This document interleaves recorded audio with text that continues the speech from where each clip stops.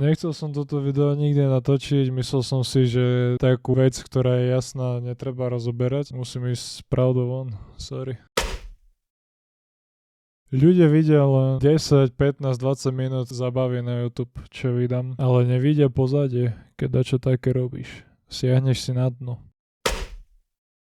Máš strašne málo času, dekedy nemáš ani čas, dekedy noc nespíš, možno jeden voľný deň mesiaci a to preháňam. Je to strašne ťažké na hlavu, mentálne ťa to vyšťaví a nie je to pre každého. Stáva sa mi to skoro stále, proste len pozerám do steny a cítim sa prázdny. Je to ťažké. Na druhú stranu si nesmierne vážim, že som obľúbený. Vlastne preto vydávam videá každý druhý týždeň, sobotu o 6, lebo si chcem chrániť energiu. Nechcem ju predávať, ale musel som si ju začať chrániť kvôli zdraviu. Možno si poviete, že preháňam, ale podľa mňa, že práca v bani a robiť YouTube je rovnako náročné psychicky. Možno si myslíte, že si teraz robím srandu, ale fakt, vymyslieť dobré, kvalitné video je náročné. Dakedy týždeň, dva. Aj dakedy nad vtipami rozmýšľaš týždeň, dva a proste telo není zvyknuté na takú psychickú záťaž. Telo od začiatku bolo zvyknuté na tú fyzickú časť, nie psychickú. Neboli sme vyvinutí na to, aby sme rozmýšľali 5 dní nad jedným vtipom, to ťa psychicky tak vyčerpá, viac jak práca v bani. A čo práca v bani? Normálna robota je o mnoho ľahšie jak YouTube, lebo do roboty prídeš na 8 hodín, dostaneš od šéfa robotu, tu spravíš a ideš s prázdnou hlavou domov, ale ty na YouTube musíš vymyslieť video, musíš ho zostrihať a každý týždeň ideš. Tam nie je čas na oddych. Musíš byť furt charizmatický, vtipný a sexy. A musíš byť non-stop aktívny. Ja nemám manažera, ja musím na všetko pozerať a odpovedať sám. Keď mi takto napíše komentár, ja musím na neho odpovedať, nech ten divák ostane a neodíde. Neodpoviem, odíde divák, super, robota v predeli, život v predeli. A to nechcete vedieť, aký je môj deň, keď idem na plný úväzok. Ráno